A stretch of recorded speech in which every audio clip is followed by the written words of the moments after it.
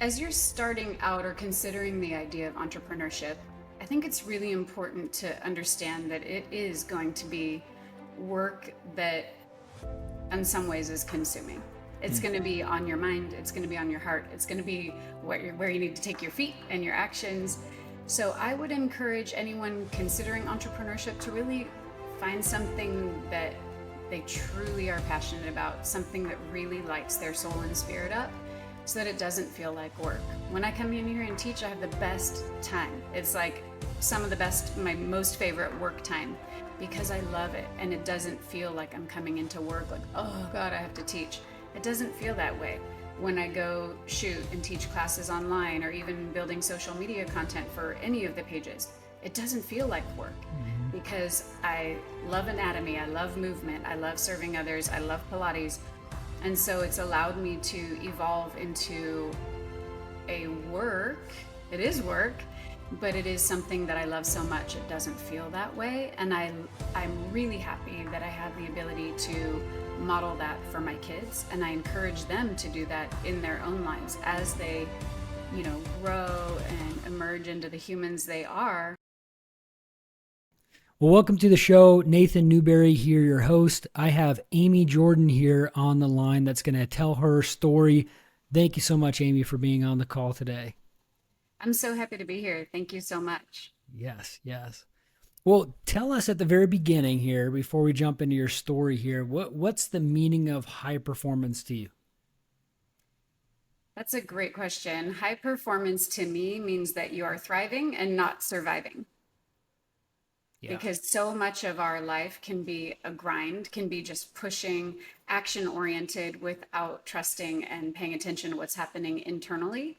Mm. And so finding that way to thrive and love what you're doing and love how you're spending your time rather than just pushing and grinding, that really equates to high performance, in my opinion. Love that. Love that. Well, Amy, tell us a little bit about what you got going on. You have quite a few different brands and different businesses. What's your success? What are you doing right now? What's your business? What do they all look like? Well, we are sitting in a Wundabar Pilates studio. We have 11 locations nationwide. And so Wundabar Pilates is kind of the start of my entrepreneurial journey. And then more recently, I created and launched the Wundacore Resistance Ring.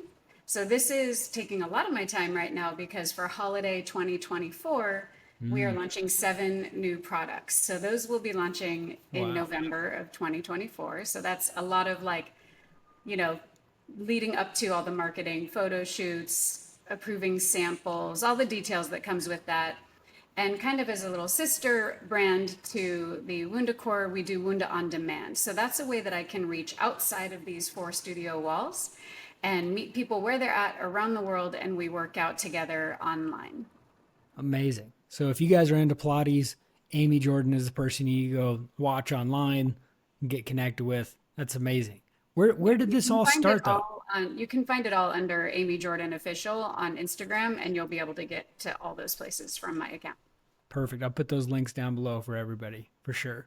But how did this all begin, Amy? I mean, you didn't just out of the box had this idea, like it developed over the years. Tell us this origin story at the very beginning here. How did you get and shift into that high performance world of yours? Absolutely. I started in entertainment. So a big section of my career was in entertainment, straight out of school for about 12 years. And I ended up when my last big job was as the senior vice president at Marvel. I was overseeing all of their marketing. It was super glam, but just not the job that was filling my soul. And Mm, I did feel like there was a lot of grinding and not a lot of thriving, not a lot of serving others. And I knew I wanted to make a departure. I just didn't know where. mm. I started taking Pilates classes that I saw advertised in the Daily Variety, and it was an immediate passion. I just leaned in hard as a client, as a hobby, and then I really decided I want to share this beautiful work with others. And the studio we're sitting in is in Montrose, California, and that's my hometown. And it was the first studio I opened. So that was in 2008, and it was with someone else's reformers. It wasn't mine. I didn't know anything about running a company. I just dove in head first. And I opened a second studio in Pasadena. about a year later. And then it took a turn where I knew the machines I was working on, I wanted to give my clients more. I wanted Mm. to help them with more tools and more Pilates apparatuses, but we're in a finite room that didn't have space to expand. So I'm sitting on a Wundaformer machine, and that is the first piece of Pilates equipment that I got patented, and it incorporates 4 Pilates machines into one. So it's a ballet bar, it's a jump board, it's a reformer, and a wounded chair, kind of like a Swiss Army knife working together. Yeah. And that's how we can give just like really powerful results so that people feel amazing in their own skin when they leave this room. Amazing. Amazing. I mean, super innovative. I mean, you patent this thing. It came up with this invention just all from a hobby. That's pretty From wild. from a hobby that I knew could serve others, because Hmm.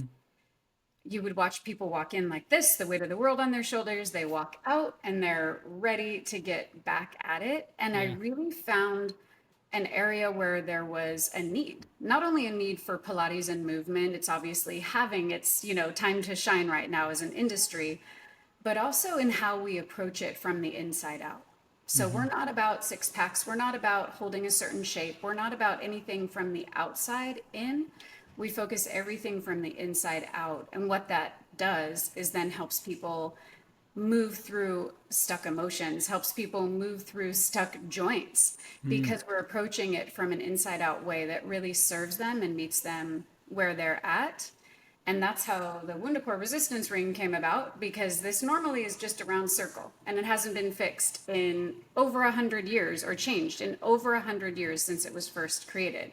Mm. So this tool was actually developed largely from the online work that I do, because it allows the clients to almost have the sensation of a trainer, like a skilled trainer's hands on them, where it gets their body in alignment for squats, for planks, for anything that you're doing, work for postural series. It gets you in alignment when I can't get my hands on you to make adjustments in the Sure. studio, but online. It's an incredible tool for clients to find the connection to their core and all the work we're doing How, together. how did you come up with that? Like, I mean, that's a really crazy thought around all of that. Did that take a while for you to kind of develop and fashion and form and then even market?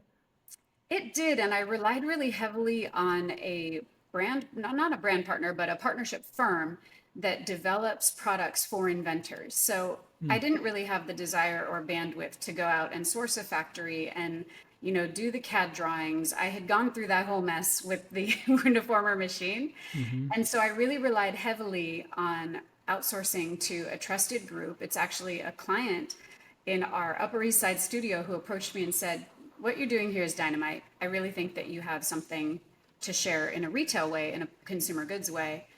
And before we finished our coffee, I knew I had this kind of shape in my mind, because the circle just wasn't delivering what we wanted, and I would Mm. watch it actually push clients out of alignment rather than Mm. bring them into alignment. So I think coming from entertainment and not coming from the Pilates hierarchy that is and was, it can be a very elitist experience. Mm. Pilates used to be. It's not as much anymore. But there's kind of a hierarchy of thought, and where people believe you have to do it just as Joseph Pilates did, or therefore it is no longer Pilates. I choose to look at it as I am deeply inspired by the work Joseph Pilates did, but I'm going to bring it into the future and make it better as much as I can in my own environment with the people that I'm serving. So that creative background of being a marketer, being an artist, my undergrad is in art, and really allowing me to take that creative journey into Pilates, which was a very rigid, kind of stuck Yeah. industry when I first entered it. It allows me a lot of freedom, because I'm just not tied down to what was, and I'm far more interested in what is and what can be. You know, like everybody has different personalities and giftings. Do you feel like some of your superpower is like helping people? Is that, I mean, I know we all kind of lean toward that, but there's some people that just, that's like they're like, you can do personality tests and they lean toward helping others. And I know you're a mother too. So, I mean, there's probably components of that too that you're like, I want to help more people because it's just naturally built. Like, Where was that? Was that just your upbringing, or do you feel like that's a superpower of your natural giftings that you kind of fell into with that? I do feel like it's a gift to have that heart and that desire to really lean into that work. But I Mm-hmm. was also raised, I jokingly say, I was raised by a large family of preachers, teachers, and nurses. And Yeah. so there was just a lot of servitude and, kind of a spirit of giving in grandparents, aunties, uncles. Both of my parents were teachers and then administrators in school and college professors. So Yeah. that's how I was raised. And I always said, I'll never be a teacher. That is not my bag. I'm not going to do it. And I had probably been teaching Pilates in this room for a year or two. And it struck me one day, oh my God, I'm a teacher. And Yeah. I just had thought of it because it wasn't a school book and an essay. I didn't think of myself as a teacher, but in fact, that's what we are. And we even call myself and the team that teach here educators because teaching can be more of a one-way experience, whereas the nuance of education is that we're sharing information for you to find in your own skin, for you to then translate into your movement when you're standing in line at Trader Joe's or Disneyland or getting up out of your seat at work. We're trying Mm-hmm. to give you these functional tools so that you can really thrive in the life you're living. Amazing. What when you started out doing this, like it was a big step for you because you were had a good solid career. Like what pushed you to do that? Like what internally? I mean, oftentimes people have always this ambition, like because it's sexy to think about entrepreneurs. And just for people that are on this, listening to this, some people that either need that motivation to keep on working hard at the craft and doing what they're doing, or people that are just looking to start and like jumping into that entrepreneurship. Like, what were the things that you had to break? Maybe beliefs or understanding, or was this people pushing you, or was it, an instance where it's like you lost your job? Like, help us bring us back to that Hollywood moment where you put your 2 weeks notice in, or something like that, that allowed us to really get clear on like how you jumped in all into this. It was really a pretty just solid decision that I had in an inner knowing that I trusted. Hmm. And I think that's a big part about going out on your own, that just trust that you're going to figure it out, you're going to get there, you're going to get through it. And I still was able to do some consulting on the side in entertainment because I was like, how am I going to pay my bills? I don't know anything about running a Pilates studio. There literally wasn't even like a front desk. I went Hmm. down to very bottom of all savings, all credit cards, and I borrowed my friend's mom's folding chairs. That's what the client sat on when they Wow. first came in. So it also was releasing perfection. It wasn't going to look the exact way I wanted it to, the exact way Hmm. I knew that it would one day. And I had to just rip that band-aid off, open doors, and go for it. So I think finding that belief and just anchoring yourself in that belief, I will make this work. I am smart, I am hardworking, I want to do help and serve others. These are all ingredients that are going to help you succeed. Hmm. And that's what I did. So I was still doing a little bit of both at the beginning, but I quickly realized that I didn't need to. The studio was successful right away. And within about a year and a half, I was opening my second studio and I got down to $217 in my bank account. Wow. When I say like I went all in, I went all in. And it was, again, just a belief that I knew that if I did it once, I was going to be able to do it again. And by that time, I had developed a team of educators that was working with me. I had gotten some admin support for client service. So I was starting to build out this team that was going to allow me to grow because now I couldn't physically be in two spaces at once. So I Hmm. had to rely and trust the people around me to help this business to grow. And then it's just taken on a multiplier from there. Was that like an awakening thought when you started your business? You're like, hey, I got to learn some new things, new skills. Were there new standards, habits, rituals that you had to adopt or create or acquire to make it where you became this more high performer? Or were you already leaning into that because of your past experience with your career that you already had set those in motion? Or what was that like? It's interesting. I've always been a high performer. Like even in school, I was raised by educators. So there were always very high expectations set Hmm. for myself by myself and earlier in life by my parents. But it's taken me until the last year and getting a executive coach, that's how we met through Mm-hmm. getting coaching together, is that is what's really allowed me to continue to propel myself forward by setting up those habits and setting up those thresholds and markers for how I spend my time and where I spend my energy. Mm-hmm. Because it did get very easy to get caught up in my inbox and let my inbox be the boss. I'd open it up. Well, what's going to happen today? What gets my attention today? Yeah. And now it's much more dedicated time, even for recording podcasts, even for teaching classes. It's all really structured so that I can have more freedom to do what I want to do. Mm-hmm. I had the next products in this line setting on paper for over a year, but it wasn't urgent in my inbox. So it just kind of kept getting pushed off, pushed off, pushed off. And then when I actually started writing down these goals, that I had never known the power of doing this. It's funny based on the position I'm in my business, but I always just was kind of like, oh, that's just for, people who aren't actually doing the work. They're just thinking about it. Now I Mm-hmm. understand how far off base I was, and to really trust in the power of these habits that are going to add like compound interest to improve your experience, improve your performance. And I lean really hard into that now, reviewing goals. And one of those was to release 5 new products this year. Instead, I'm releasing 7. I have a whole nother invention that I'm working on that, again, that's been on paper for probably 4 years now. And it's finally actually in a prototype because I stopped letting the distractions of work and the busyness of my days take over and allow me to really focus on the things that can impact the greatest and most helpful change in other people's bodies. So you listed out a few of these habits. You said journaling, your goals, really kind of itemizing things. So what are those standards? What are the things that you hold to? What are the beliefs you've had to adopt? Help us give us some ideas of some of those things that you had to really dial in for yourself. So the habits that we're looking at are the reviewing the goals daily. So that is a Mm-hmm. primary focus, because subconsciously then it creates actions that support those beliefs and those goals. Mm-hmm. I This wasn't new for me, but moving every single day.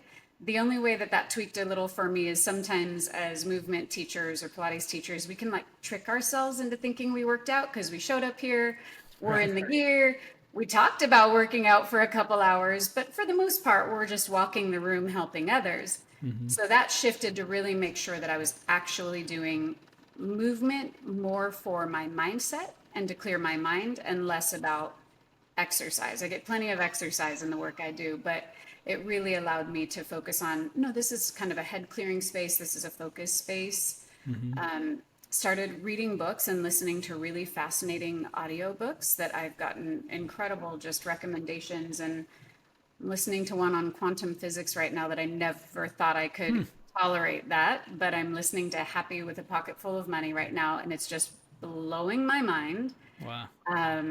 As well as making sure I've added to mine, drinking 64 ounces of water a day. I'm doing more outreach, how we're connecting on DMs, or I know other people are doing it on LinkedIn. I do it also in person here at the studio and make sure that I'm really personally connecting with people. And the last piece is focusing more on building a social media platform. So my companies have always had social media platforms, and then my personal page, not personal is only family, but the Amy Jordan page was much more leaning into like, oh, this is what I did this weekend. And it wasn't showing up to share the Mm. information I have and share the experience that I have and share what really works for me with the world. And ever since I started leaning in and doing that, it's just really benefited not only relationships that I've been able to build for work, but also personal relationships, and just helped me to kind of understand that I have a lot of experience that can help others, and it's a good time to share that. And so Yeah. those are some of the things I'm leaning into. And I'll add one that's less of a habit, but more of a mindset shift, where I used to have a limiting belief that I was the only one that could handle all those questions in the inbox. I was the only one who could, tell the new studio manager how high the mirror had to go off the wall because I was the only one who knew that. That's ridiculous. And Mm. so I've really learned in the past maybe 6 months or so to download that information so that I'm not serving as a bottleneck in my company. And that was Mhm. something that's been really powerful as we continue to expand and grow. We're looking at multiple sites right now for new studios. And it gives the whole team, I have an incredible team on both coasts and in Nashville, and it just gives them a lot more ability to succeed without waiting for me for the darn measurement of the mirror off the floor. So Yeah. that's been a very big shift in how things operate and how I feel like we are all thriving more and grinding less. How did you make that switch, with your calendar? Like, what does it look like now compared to when you first started, with that grind? Like, what does your high performance schedule look like now? It really is this block scheduling of meetings stacked pretty close. I try to leave a little tiny wiggle room in there because life is life. So there are days of the week that are set for podcast appearances, shoots, things of that nature. It's usually Tuesday. And then we also do quite a few meetings on Wednesday. And then Thursday becomes more of a day of open creative time, research for projects that I'm working on. I literally sculpt these inventions. So I'm doing things like sculpting, I'm drawing, I'm testing prototypes that I make out of cardboard or, springs and straps and all the things that I work with in this business. And then the days that I teach are Monday and Friday right now. And then that allows me to have flexibility to then stay with my team. So when new trainees are here, I can stay and really run through questions they have about the class they just saw. And that's really just helped me not to say, oh, sure, Nathan, you want a meeting on Monday, 10 minutes after I finish teaching? Okay, I'm going to run home and just be frazzled. And I felt very Hmm. pulled in many directions every single day because my job is multiple companies and with two kids. Hmm. So this has really brought a lot more peace and a lot more just productivity into my life by structuring and organizing my time in a way that I wasn't before. And I hired an assistant that has helped me just really manage that and completely take the inbox, not off my radar, but I'm not seeing the majority of the emails. It's only a very small amount that require my attention about an invention, about if I want to go to this event or not. But in general, my assistant is helping take that workload off my plate. So it's been a big trust process for me to trust someone else with something that I thought was only something I could handle. And Hmm. also to create these downloaded playbooks of the information, this tribal knowledge I had about opening studios, about branding, about marketing, and just let my team shine. And they're doing incredible work. They're doing better than I could for most of it. And it's really just so encouraging and inspiring to watch them lead well when I've taken that time to step back and allow it to be. What does your planning look like? Because you have your own personal year planning. Do you chunk it down to quarterly? Do you do it down to weekly? Do you do it for your business? Do you do it for your personal life? Like, what does that look like? How do you go about designing your year calendar, or what you're releasing, or how you open different places, or how you have downtime for yourself and for your family? Like, how do you go about that? Well, I'm challenging myself to get further ahead in this because based on how my life has been, I was always worried. I didn't want to plan too far in advance. What if something comes up and I had to be there? So I'm getting better about it. And my intention is in November to set up 2025 and make that with the idea of these big important things dropped in, and then we can layer in on a more real-time basis the smaller things. So that would be, of course, my kids' birthdays, if I set up a retreat to run, a product launch that we're working backwards from. So that Yeah. is my goal of some of an area I can improve in for sure. But in the present tense, real time, what I do is that I make sure, with to the best of my ability, that I am not trying to do everything at once. And I used to think that was a superpower. And now I know that's an absolute lie, that it is not a superpower to multitask. And I would spend so much time ping, ping, ping, ping, ping, from tab to tab to tab, looking at all these different emails. And then Mm-hmm. I'd be talking to one of my children. And then I would be starting to put dinner on the stove. And then I'd also, maybe I'd throw a load of laundry in. Oh, and then, oh, I'm going to, throw the toy for the dog. And I'm doing all of it really poorly. Mm. And the last probably 3 years, I had an epiphany about this. What am I doing? And so now I'm very specific. Even though it wasn't blocked time, I was specific of this is work time. And I do that when my children are at their dad's house. So that's like a very focused amount of time, or when they're at school.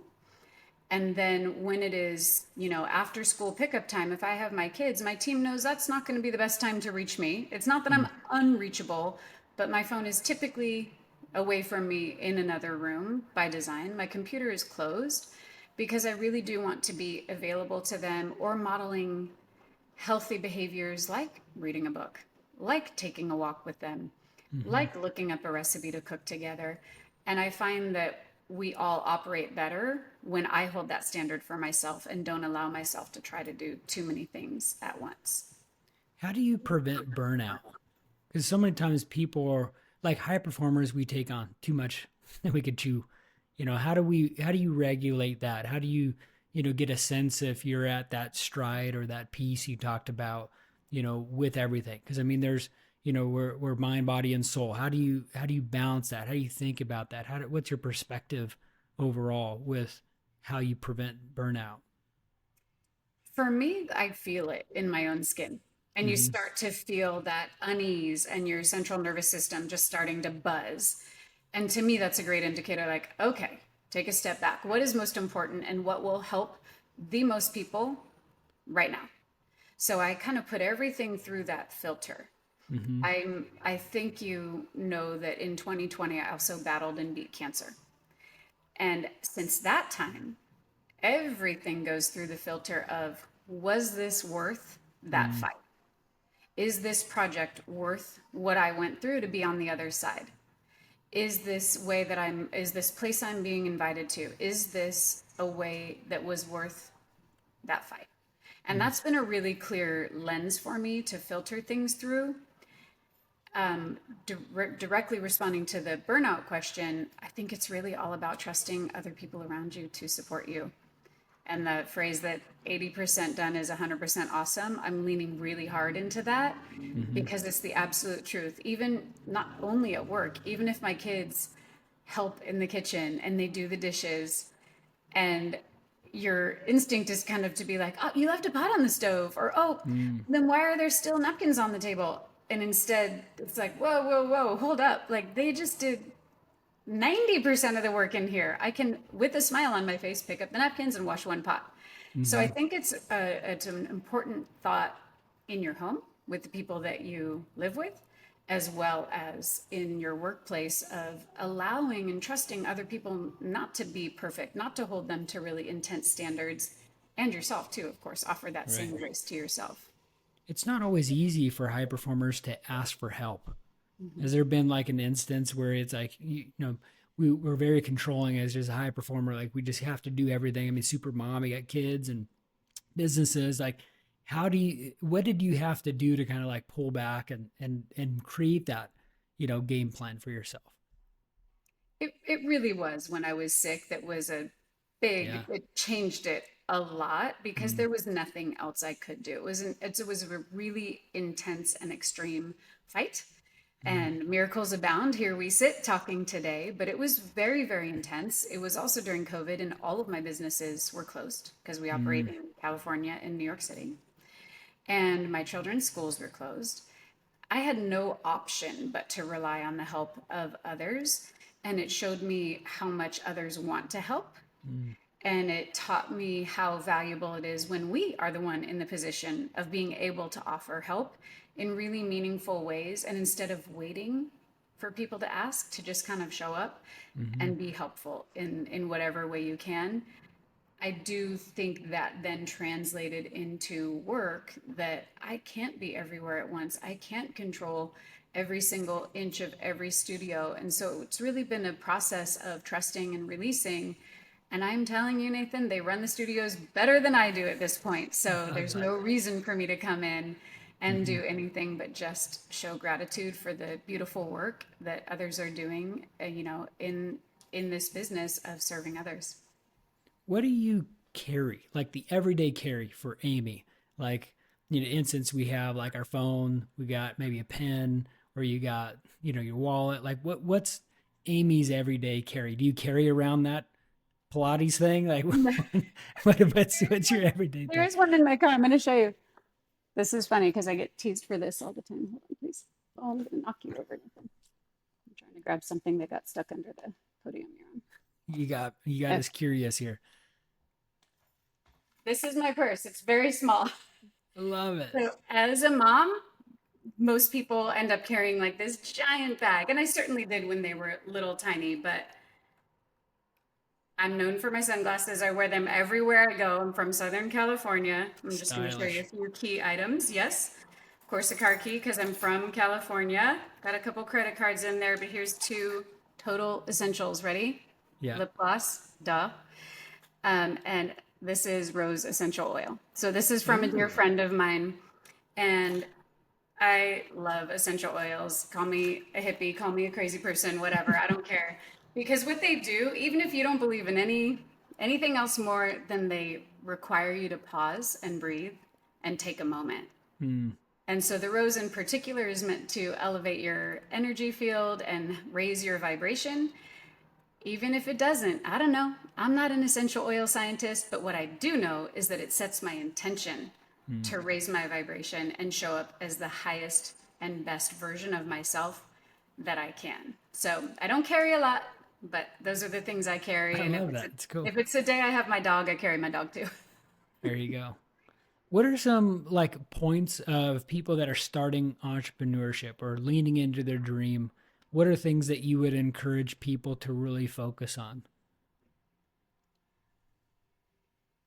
As you're starting out or considering the idea of entrepreneurship, I think it's really important to understand that it is going to be work that in some ways is consuming.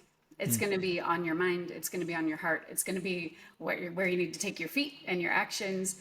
So I would encourage anyone considering entrepreneurship to really find something that they truly are passionate about, something that really lights their soul and spirit up so that it doesn't feel like work. When I come in here and teach, I have the best time. It's like some of the best, my most favorite work time because I love it and it doesn't feel like I'm coming into work like, oh God, I have to teach.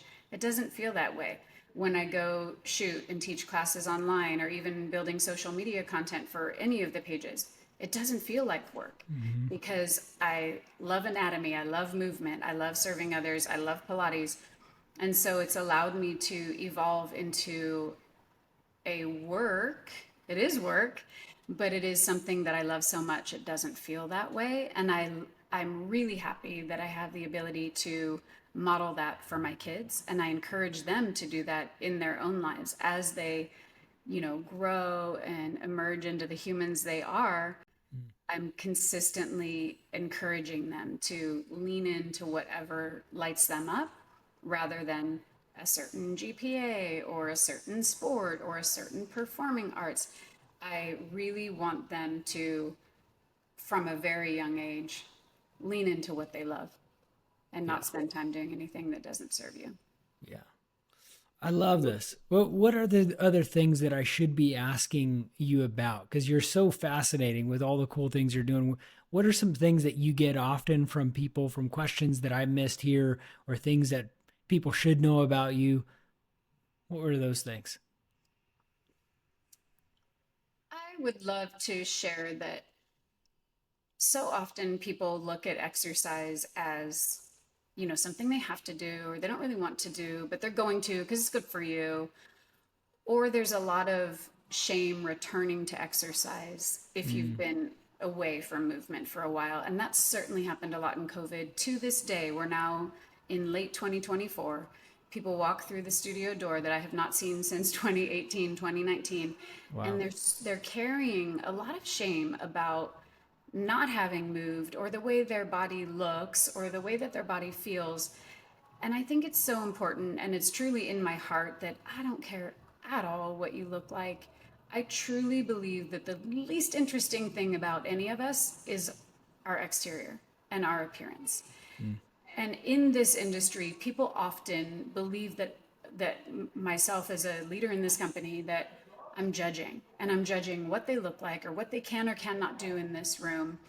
And I would just love to share my heart that it's really all about, how can I help you thrive? How can I help you improve how you feel when you walk out that door? Because that's what our focus is. That's certainly what my focus is. And I just want everyone to know that it's a safe place to be. And we hear this all the time. I didn't feel like I had a home working out anywhere I went until Wundabar, because it really is an environment where we are here to serve you. We are here to help you feel amazing from the inside out. And the rest of it is not interesting to me. And I'm just here to help you connect mind, body, spirit, like you said, and thrive in the life you lead and improve the life you lead by working in this room together. Yeah, that's so important. With moving, that's so hard for entrepreneurs sometimes, because we go like lost in our computer, or lost at the obsessiveness that we need. But so important to move and get healthy. And people take that for advantage, or they don't prioritize that. And I can imagine, because you're at the forefront of this so much, that you see it every It's day. true. And I also love the analogy of, if you have some beautiful car, a supercar, a vintage car, something, and you put it into your garage and you never drive it, the engine is going to fail. And that's the same thing is true with your body. It doesn't have to be Pilates. You don't have to work out with me, but move. Mm-hmm. I always say movement heals. And it is so critical to move our bodies, because if we don't move it, we're going to lose it. So we got to use it to keep it. And it's really important to think of your body like a really elegant machine. And that machine needs to run and work in order to stay operational. Otherwise, it's going to start failing. Amazing. Amazing. This has been so cool to get to know you, Amy, and go through your story here. Any last words of advice for people before we jump off for today? I think if there's just anything you can take with you, it would truly be that movement heals.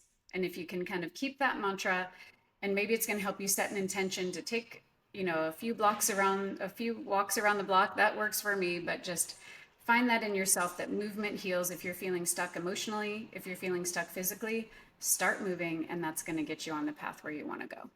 And how can people find you and follow you? And I'll put all these links down below in the show notes here, but how Thank can you. people connect? So the website is wundabar.com. That's WUNDABAR.com, or wundacore.com. And then I'm on Instagram and TikTok at Amy Jordan Official. And we are also on Instagram and TikTok at Wunderbar Pilates or at Wundacore. Amazing. Well, thank you so much for sharing all your words of wisdom, and hopefully people got away from some really cool inspirational stories about your past, and some new tips about how to live their life to the fullest. Amy, thank you so much for being on the show. Until next time. Thank you, Nathan. Good to chat with you.